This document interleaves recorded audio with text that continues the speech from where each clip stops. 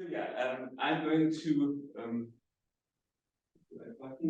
to tell you a little bit about micromagnetics and what it is, and some of you may have heard that before if you've heard me speak before, because I've been talking about this for the last 20 years. But there are a few new things. I mean, our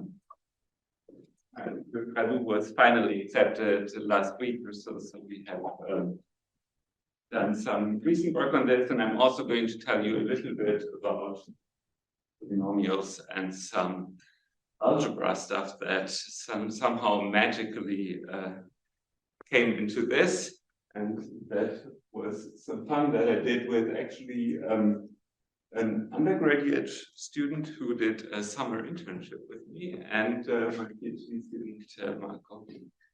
Okay, so what is a ferromagnet? I'm going to just say a ferromagnet, you have this magnetization, which is kind of your local average of spins. In a ferromagnet, they want to align in the same direction, and this, on average, gives you a vector field. And this vector field is a unit vector field. So you've got a vector field with values in the sphere at 2. So that gives you a really very non-convex problem. You have a very non-convex constraint. And yeah, you've got this kind of thing that the physicists call the exchange energy, which gives you the it's just the Dirichlet energy of this vector field. So this is kind of what happens locally, that neighboring spins try to align with each other. And the other thing is that you've got a large-scale effect, which is that if you've got magnetization, you think of your high school experiments. Maybe you've had these kind of little iron shavings that you mess about with or so, that align themselves in nice patterns if you've got a permanent magnet. And I mean, they tell you that your magnet creates a magnetic field in the space around it. And if you want to describe your ferromagnet with an energy functional, then you need to account for that energy. So this is this term integral of gradient u squared, and you see it's over the whole base, because this is where this field is happening. And okay, you can compute this field, just it satisfies the static Maxwell equations. I mean, this it's a gradient because it is curl-free, the induced field, so I just directly write it as a gradient. And the Laplacian of u, the divergence of that magnetic field, is such that the divergence of this induced field plus your magnetization gives 0. Okay, and what I'm going to do is I'm going to look at this in thin films, and I'm going to have some small parameters. I'm going to have an aspect ratio of my thin film, and there's also a material parameter, which is this eta squared, which tells you the ratio of something the physicists call the exchange length to your sample size. I'm going to non-dimensionalize, and say my sample size is 1, my unit of measure. Okay, let's continue. How do you compute this magnetic energy? I said, well, it's the static Maxwell equation.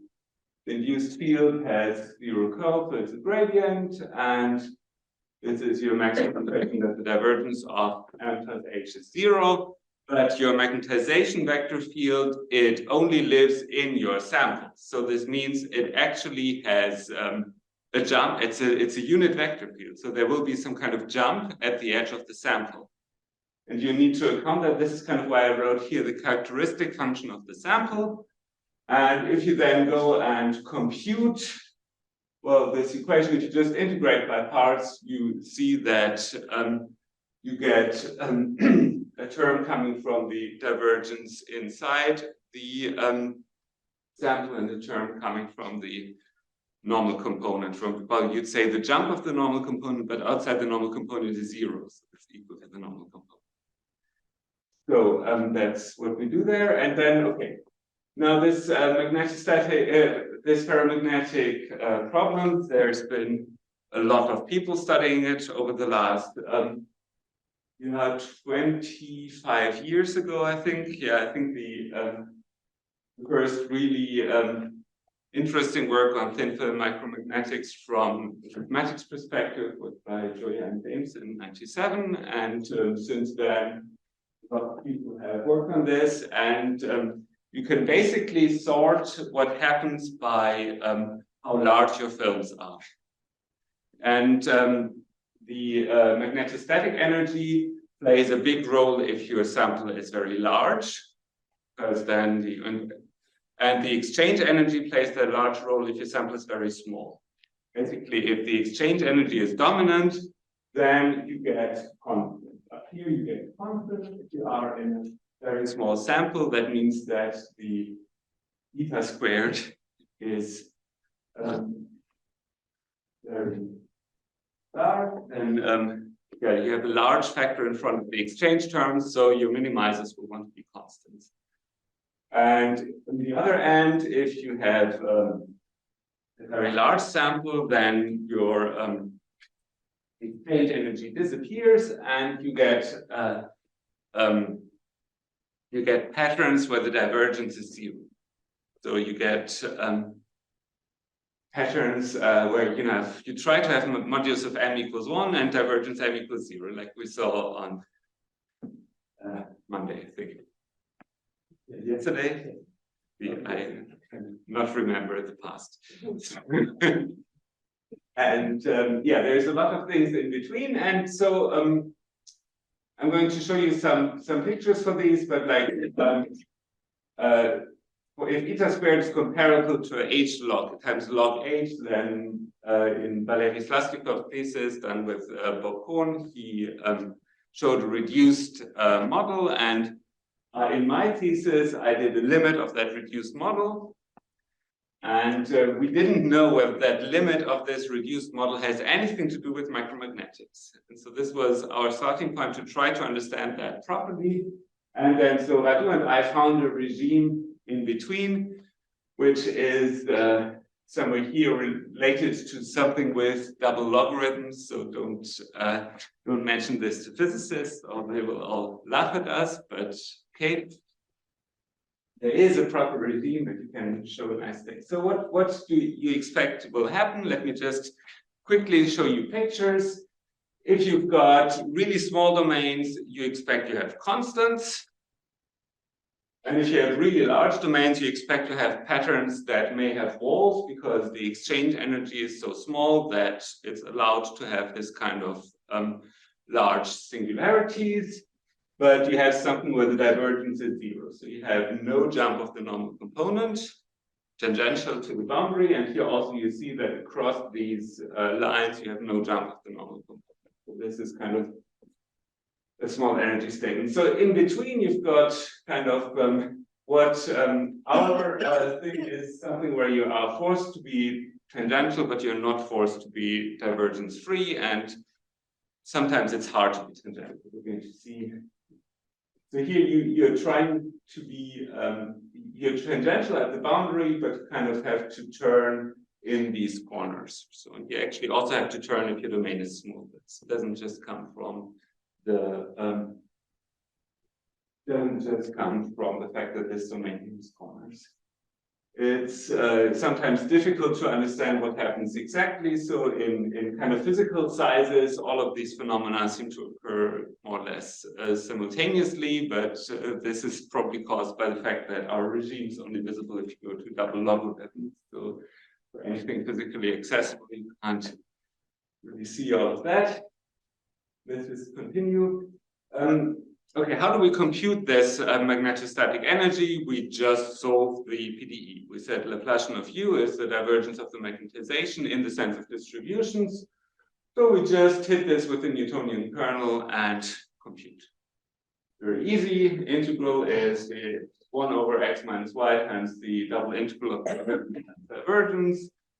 This is the bulk term. There's a boundary term, and there's a bulk boundary term. And okay, we're going to argue away these two terms and just focus on this one. So what you can say is basically in a thin film, you can ignore the third direction, and you can say the more interesting thing is this boundary term, because you've got two kinds of boundaries. You've got in a thin film, you've got this flat boundary that is where the normal component is the out of plane component, and you've got this small boundary at the side. So they actually do different things, because one of them is kind of large and the other is small. So what you can do is you can go and compute what they do and what their behavior is, and basically you can show that the out of plane component in the flat bit scales with the thickness like this, like h, and the normal component in the other direction scales with h squared log h, and the in-plane component scales with h squared. So what we're going to do, we're just going to, formally you want to drop this term, you want to then say, okay, I'm just going to look at this kind of functional here, where the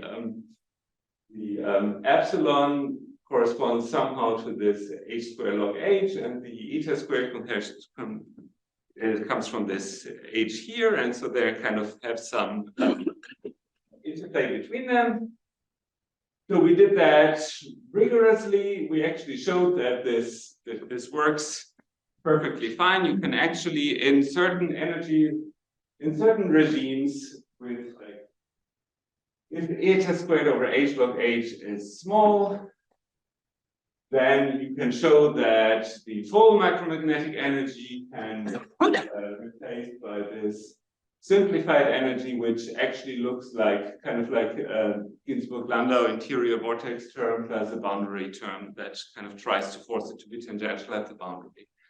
And so these energies are really close, and and actually, if you want them to be really, really close, you need a slightly improved, a slightly smaller regime. This is what we need if we want to understand what the interaction between boundaries and singularities looks like. Okay. To compute this, you have some calculus fun. It's not so important, but this is kind of something that was in the literature already for 20 years. We just had to make it more explicit, slightly more explicit or so. And okay, let's just look at this energy. Let's forget about micromagnetics for a while, and let's just study this energy and think of how this is something that looks like things that we know from Ginzburg-Landau. I mean, there's 1 minus m squared. You think, that shouldn't it have an extra square? No, it doesn't need the extra square, because we're now we already know that we have values in the unit ball. I mean, the mh bar is an average of something that was in the unit sphere, so it's something in the unit ball, so I don't need the growth outside. And anyway, just make it smaller by adding the square. It doesn't gives you a lower bound for the energy. So you can just think of this as your standard Ginzburg-Landau term. And you've got this boundary term that says, okay, I want my thing to be tangential to the boundary. Okay. And if you then think of what does the boundary of a disk look like, then you think the boundary of the disk is a simply connected domain. So if I look at the tangent, it's actually a vector field of degree 1. So you know that you can't just go and do a continuation into the interior. So you get your standard, either you have to do something like go down to 0 in the middle, which gives you a Ginzburg-Landau type vortex, or your other option is to say, hey, here I don't actually need to be equal to the tangent, I could be equal to minus the tangent, and so you just say, I'm just going to be like the tangent for half of it, then I'm going to turn very rapidly, then I'm going to be the anti-tangent for the other bit and turn very rapidly again. So this is kind of an interior vortex, and this is what we call a boundary vortex. And then you can just compute what are the energies. This costs log epsilon energy, this costs log eta energy, and this costs log epsilon energy, and now we smartly arranged our system such that log epsilon is much smaller than log eta, so minimizers will actually have a boundary vortice. And okay, the only question is now how can you describe this? How can you find these? How can you? Are there any nice properties that you can pass to the limit in? Like, can you get compactness? Can you get gamma convergence? And so this is the first thing that I wanted to really mention in terms of technology. All you have to do is really think of the Jacobian, which was the right thing to do in Ginzburg-Landau, and just make it work also for things that live on the boundary. And kind of there's only really one choice for what you can do. You can take this outer product of U with gradient U, or if you want, this is what's called IU, gradient U in some Ginzburg-Landau literature. So just this vector field, like, and you integrate this against a rotated gradient of some Lipschitz vector field zeta. This gives you a distribution, right? This is a distribution that you can look at. And you know that if zeta is 0 on the boundary, you can integrate by parts. And you notice that, well, integrating by parts gives you the curl. So this is exactly the Jacobian of U up to a sign and factor or so. So this is kind of something that we know already. But okay, we would like to study this also if zeta is not 0 on the boundary, and we want to see what happens on the boundary. And now let me just show you one special case. The special case is if the modulus of U is equal to 1.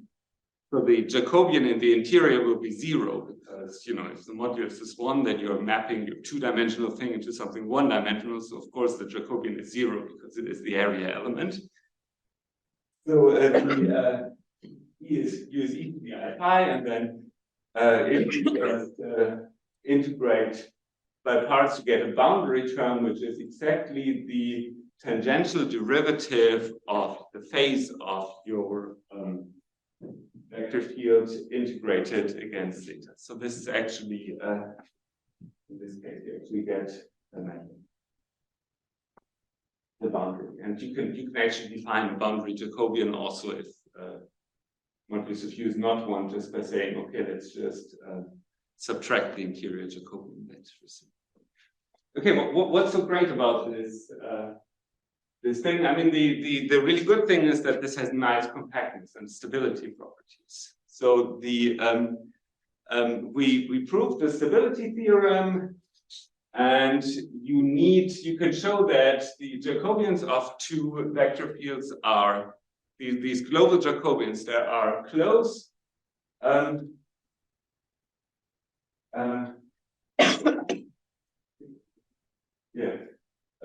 They are close to each other if the norms of the if they're close in L2 norm and the H1 norms do not explode too fast. So the idea is that this works well if like these guys here explode like logarithm of epsilon, but if it's more like a power of epsilon, so then this will go to 0. We can have things that have large H1 norms as long as they are close in L2, you're fine. Okay, and you can, there are various things. I mean, the main thing is that these outer products, there's a nice trick with the decomposition where you get a remainder term that is gradient. So this is kind of what this is the standard thing that happens if you have like against test functions with 0 boundary conditions. So this is kind of old. Everybody knows that. And so we made a global version of this that shows you that actually you can do this. You can push this up to the boundary by and you still get something that, as long as the product of the difference of L2 norms with the sum of the H1 norms is going to 0, this will go to 0. That's the important bit.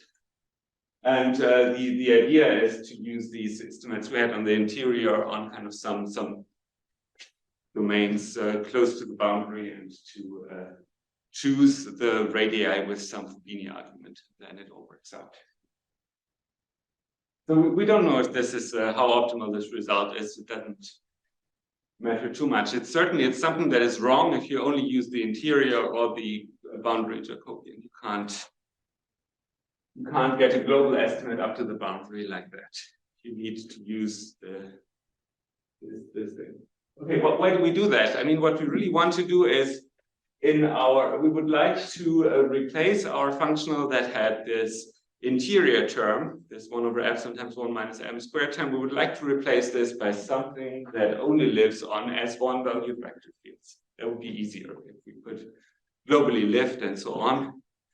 And to do that, well, we just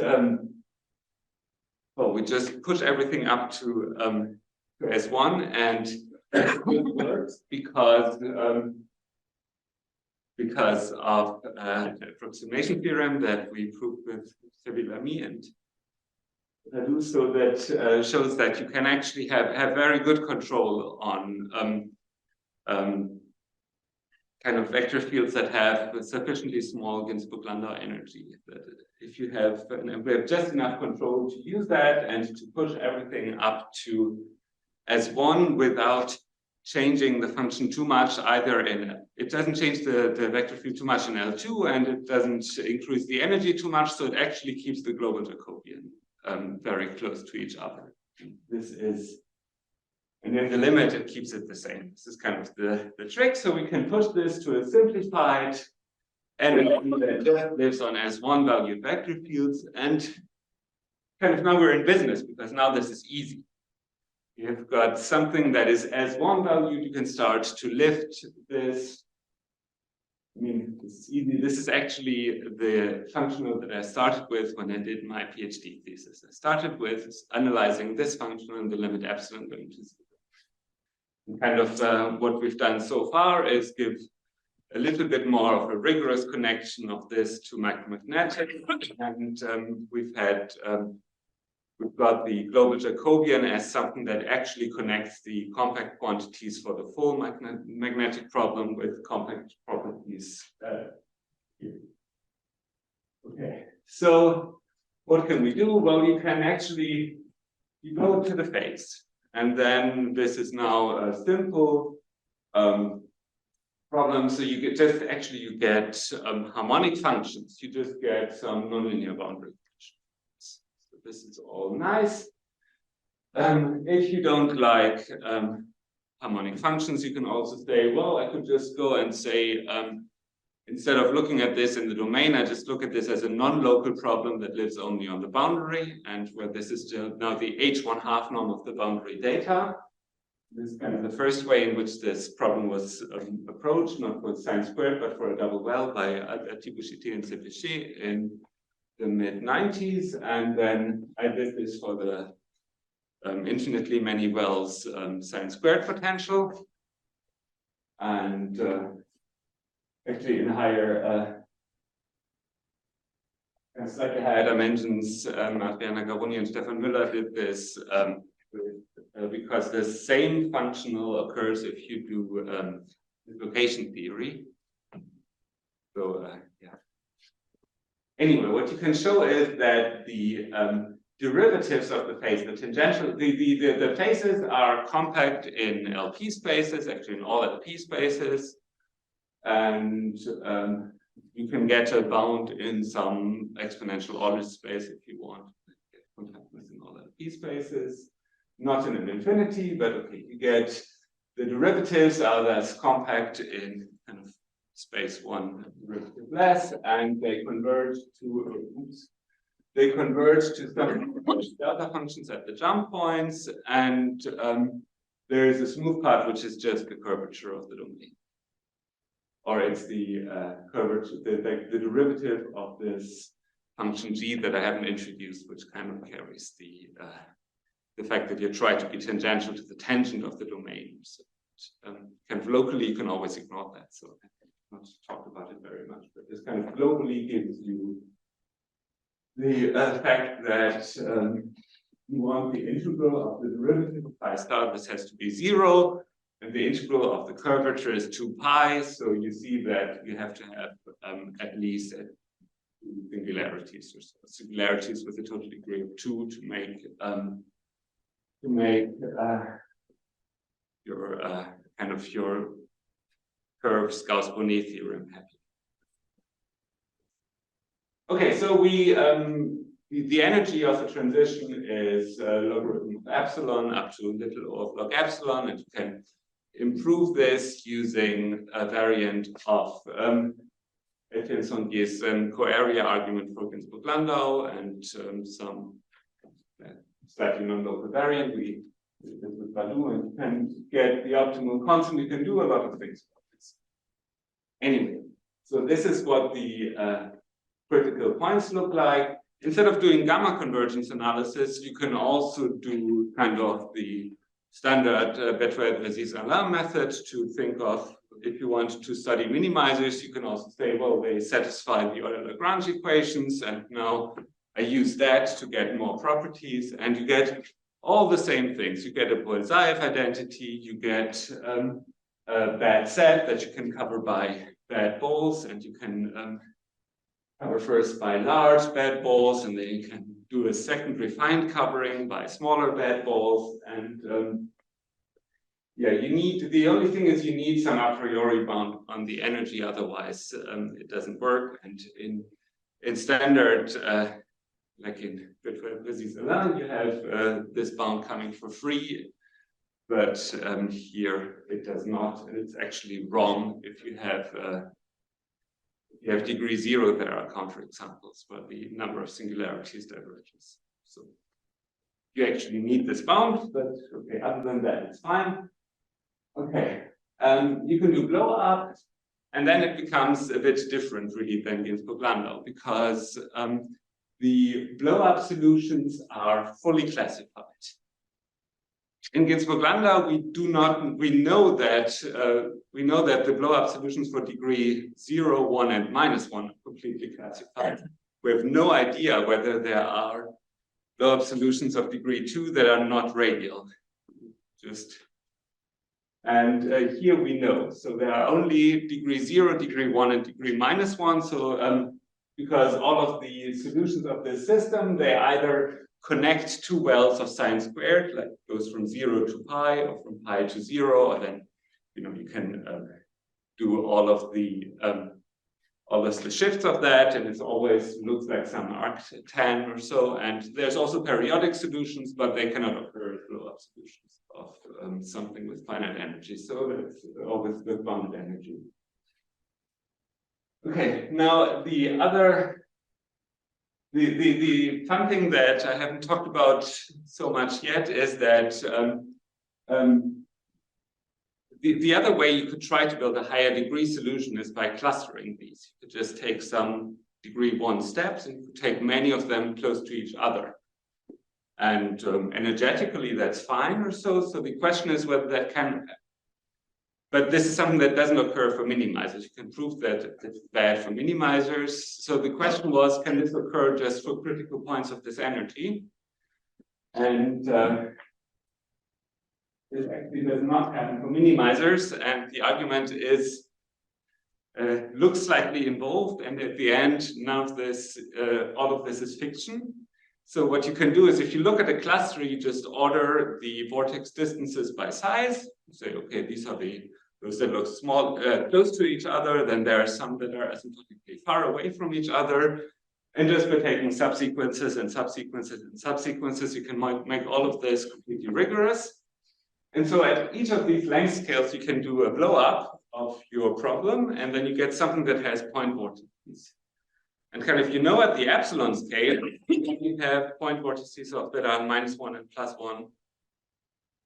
And so at the next scale, the question is, can you have some combination of these -1s and +1s? What do they do?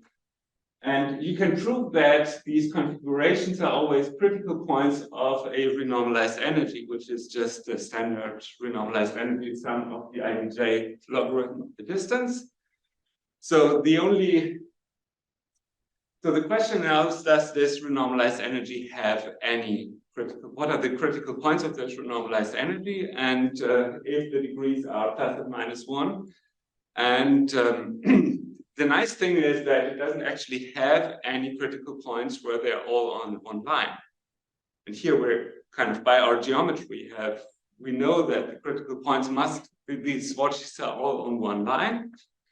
If these don't exist, then at each level I have only one point. So this whole stuff here is complete nonsense. There's only one point and there's no vortex clustering. So why is this? Well, this critical point condition. There is a bit of algebra that I'm not going to show, but the main idea is to understand this. You can transform this into a problem about polynomials. With conditions that the critical point condition for the vortex at number I is that the sum of all the dj over ai minus aj is 0. And okay, there's various ways to write this. So, but what you can do is you just take all of those with +1 and all of those with -1 and take them as zeros of some polynomial. Multiply them together, and improve with a little bit of clever partial fraction decomposition that you have a critical point, you have solutions of this if and only if your polynomials p and q satisfy a nice second order equation. P double prime q plus pq double prime is 2p prime q prime. And the solutions of this are known, they are fully classified. You can compute all of them very easily with a recursion relation. These are the so-called Adler-Moser polynomials. This is what they look like.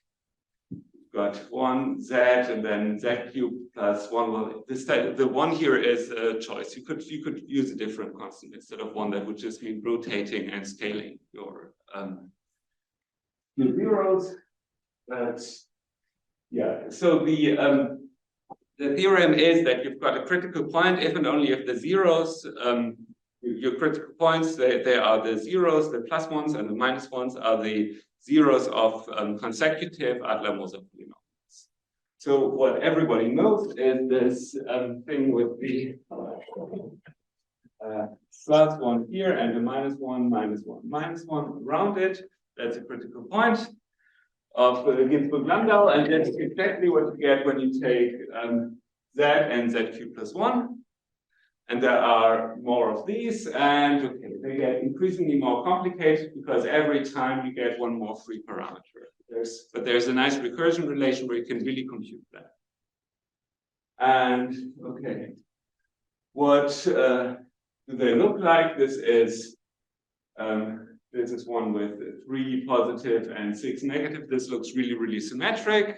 So for a long time, I thought these solutions are all very symmetric, but then my undergraduate student computed some things, and they're not symmetric at all if you choose your parameters in the right way.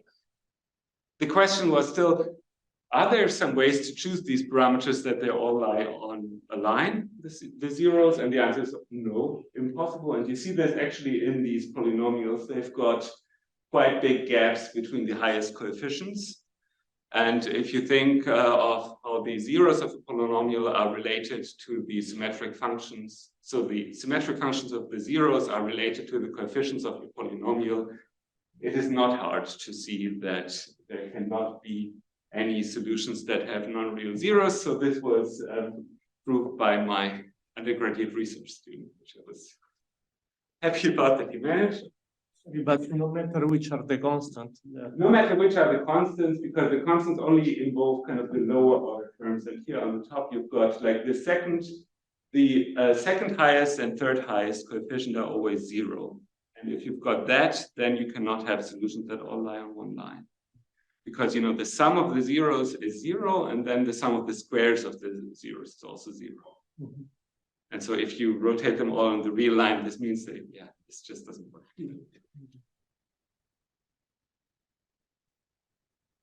So let me this was a slight excursion into the world of polynomials.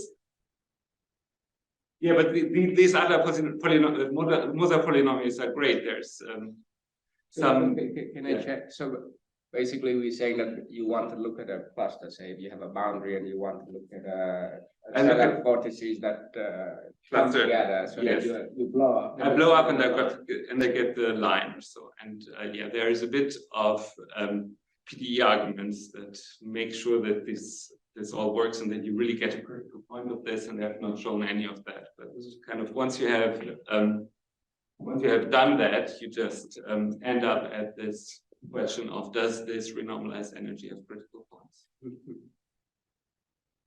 And yeah, it does, but like none of them satisfy our kind of geometric condition that they need to be on one line. Right, so this is our simplified energy.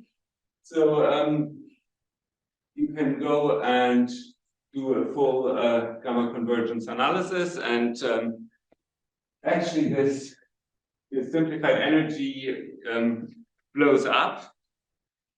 Also, if epsilon tends to 0, because there are, let's have to get your vortices, and you can get renormalized energy by just looking at taking out a piece very close to the singularities and showing that the remainder of the energy is bounded. You can just pass to the weak limit. You can get the limit is a canonical harmonic map that is slightly easier to do, actually to use, than the ones in Ginzburg-Landau, because you don't have any interior singularities. This phase is the phase is a really honest function. It's not just something multi-valued or so. So you can go and work directly with the phase instead of working with the harmonic conjugate like you do when you do the same things in Ginzburg-Landau.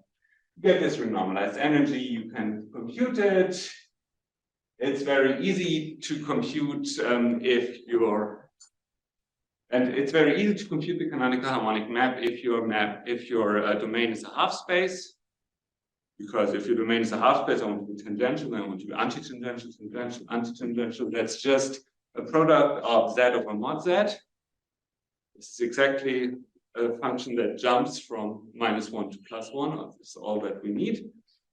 And so I just take the product of these, and for any other domains, I just use conformal mapping to get anything else. And I have to, if I want this to be tangential, then I just multiply with the tangent with something that makes it tangential, which is just happens to be the derivative of my conformal map is exactly the conformal vector. But it's fairly easy to do this in this framework. Okay, and once we've got that, we can go and you can put everything together, and you can go back and say, hey, actually everything works for the full micromagnetic energy. You get gamma convergence and compactness results for everything. So if you've got a full micromagnetic energy in some regime where the thickness is this is true, then you get convergence of your global Jacobians to some points on the boundary, to some measure that is concentrated on the boundary. You get that it has this specific form. It's given by it has the diffuse part, which is the curvature restricted to the boundary, and it has these atomic parts that come from the vortices. And yeah, you get compactness of not just of J, but also the trace of your averages at the boundary. Also get compactness. If you know, and you get a gamma convergence result. At first order, the energy, which has the log epsilon is somewhere in its energy, then at first order, you get just the sum of the modular, the absolute values of the degrees. And if you have a slightly better regime, you can actually show that if you have only a finite amount of energy above the minimum energy, then all of your vortices must be degree plus or minus 1, and you get a renormalized energy as the next order term, and it's exactly the renormalized energy that we find for this simplified problem. So in this regime, the claim is that this simplified as one value problem really captures everything we want from the micromagnetic energy. We have one other nice thing that's different than in Ginsburg number is that we know explicitly what the constant is that relates to the core energy of every vortex. So they called gamma and BDH or so, and we don't really know exactly what it is, but here I know exactly what it is. You even have strong convergence of the averages of the magnetization if you want, because you get slightly better results. This is basically something that comes from. Okay, there's a corresponding upper bound, which is just as you expected, and that leaves me. This is basically what I wanted to say. I mean, now the question is, what can we say about dynamics of this kind of problems? You should start with, this is kind of an interesting thing because this is kind of an overdamped problem now. Because in the original 3D setting, you should have Landau-Lifshitz-Gilbert equations that have, these are kind of a combination of harmonic map Schrödinger maps and harmonic map heat flow or so, and where kind of the magnetization moves into a direction that's a combination of the gradient flow direction and the direction orthogonal to it. But in this thin film limit, in the limit, you have a magnetization that is in the plane. In as one that cannot move out of the plane or so. So you kind of need to have something that does not have components that are orthogonal to the gradient flow. So, and what happens there is some sort of additional damping happens. So, but we don't have a rigorous proof for how this works yet. So we just again, there's kind of some specific parts that are known that in certain thin film limits you get overdamping, and then you can do the gradient flow of the overdamped problem. And of course, the correct thing to do would be to start with the 3D problem and to see that by the overdamping, the Landau-Lifshitz-Gilbert problem turns into the gradient flow of the limit problem. This is kind of on the agenda for the future. But yeah, it's kind of we did actually a model problem that had interior vortices together with Christoph Melcher, Adler-Moser, and we kind of did most of the work here at Hausdorff Institute during this trimester program in 2008. And I mean, this is, yeah, okay. What happens if your domain has corners? I've shown you the pictures of squares, and my PhD student, Marco Baffetti, did squares and rectangles. So we know that we can do squares and rectangles, but these are the only things we can do. And I have no idea whatsoever how to deal with corners that are not pi over 2. Because pi over 2 is special because there is a symmetry that you get in when you compute the energy of the minimal jump or so. And if you don't have pi over 2, then things just go crazy. You have to. Topology says that you sometimes have to have a large jump, but there's no way to analyze these large jumps with the methods that we have. And I think some of these problems also occur in like Bujam theory. So I'm totally sure there's kind of some other problems with boundary interactions that come from liquid crystal theory. So that's okay. I think I'm done.